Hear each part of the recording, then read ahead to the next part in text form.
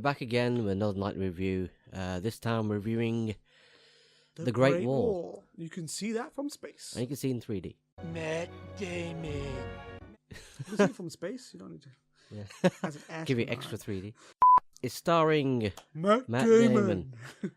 With also starring somebody from Game of Thrones, which I've never actually Pedro watched. Pascal. Yeah. Orwell Martell. Also has Willem Dafoe in it. William Dafoe. As Legendary. pretty much playing the Green Goblin. Really? That's what it feels like. He's the bad guy in it. You know, well, yeah, I guess you could say he's a bad guy. This is directed by everybody knows Legendary director.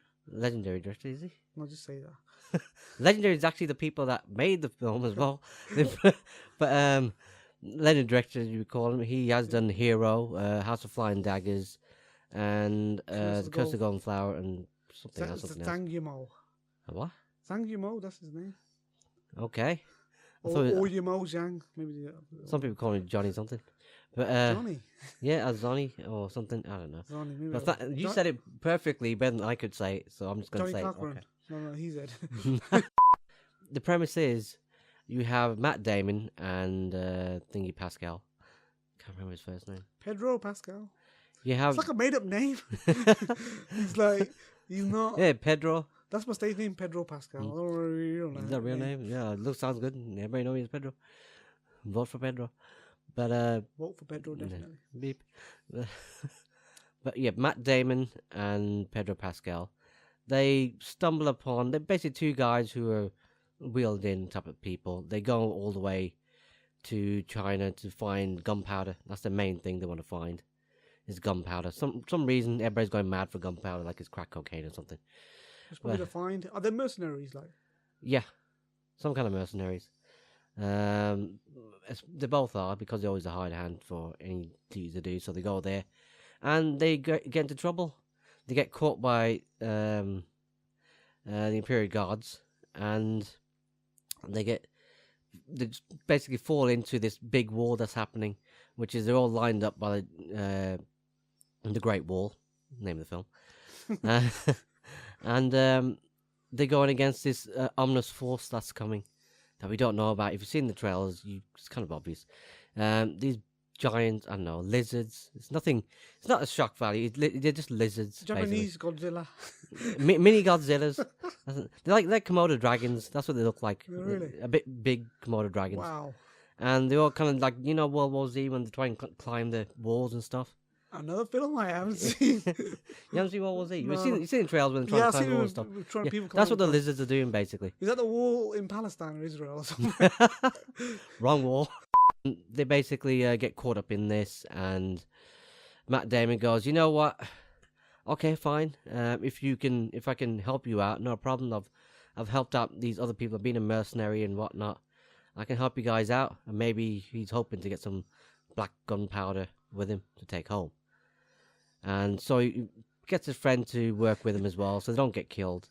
Instead, they use him because it turns out that he finds out that he's very skilled in many arts, especially in the bow and arrow. Which he's got over the top powers with bow and arrow. It's almost like a Marvel movie. The way he's using the using bow and arrow is better than what Hawkeye can use a bow and arrow. This guy can do it so professionally. Yeah, his bow and arrow skills are just unmatched, even in the Marvel universe. Willem Dafoe's there, who's been there for 23 years. They won't let him go. Who won't let him go?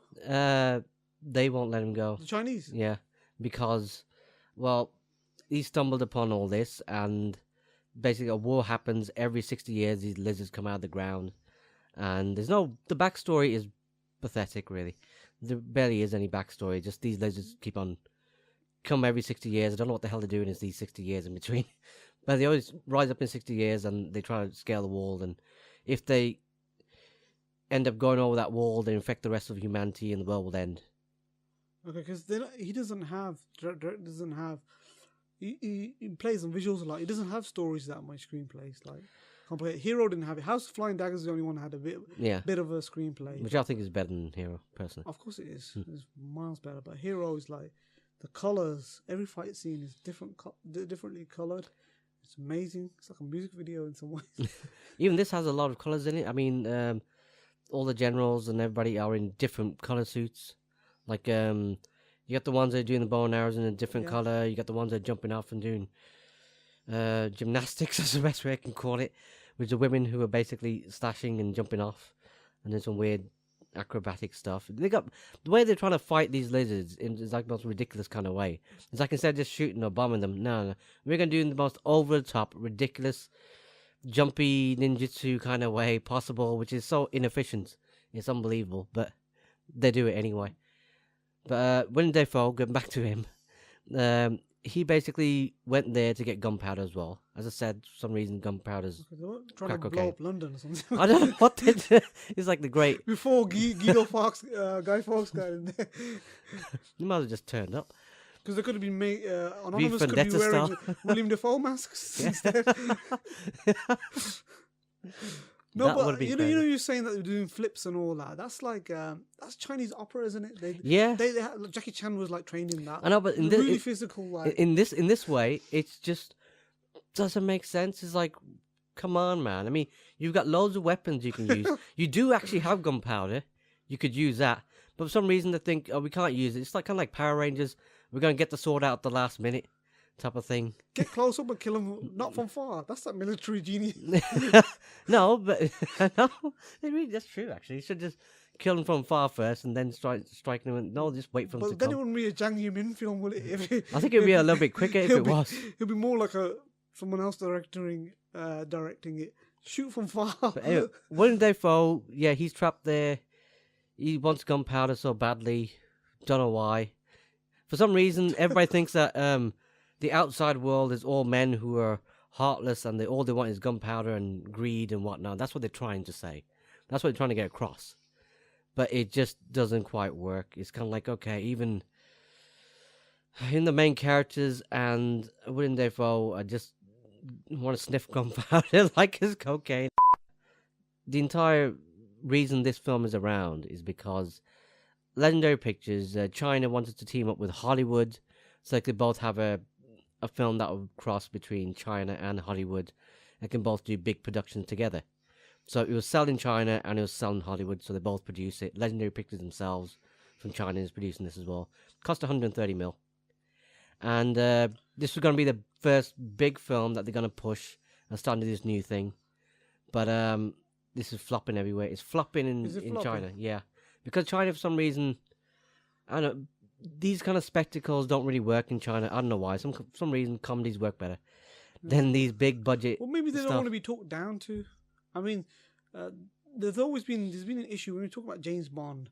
I remember saying that Idris Elba should be the new James Bond. And they say, oh well, it won't work internationally, especially in China. They don't want to see a black. We don't like black people. We don't like black people that much. We like them in like ghetto movies and stuff, and dancing and flipping and spinning on their lips. Stereotypical views, but we don't want them to be so sophisticated. Get all the handsome ladies. They still got that weird thing going on there. Yeah, they're like even with the whitening products. Oh yeah, so they're like so they won't mind. English, a white person being James Bond, or all this kind of franchise, or like you said with this, they wouldn't have cast a black person instead of Matt Damon in this film, would they? Really? I wouldn't thought. No, I don't think it won't sell over there. Yeah, go figure. Just China. This is terrible. Where's the equalness, man? I was like, but then I was like, might be good. That sounds alright. Seems like a big production film. It has a big production, but the problem is the CGI just isn't that good. You can tell they spent a lot of money, but they haven't got the A team on it. Really? Yeah, the CGI is a bit. When it starts off with the show of the Great Wall, it looks like a 1995 CGI, like that bland-looking wall. This is a co-production. There's loads of money coming into this. There is, but I don't know what the hell. I don't know. Maybe they someone siphoned it off.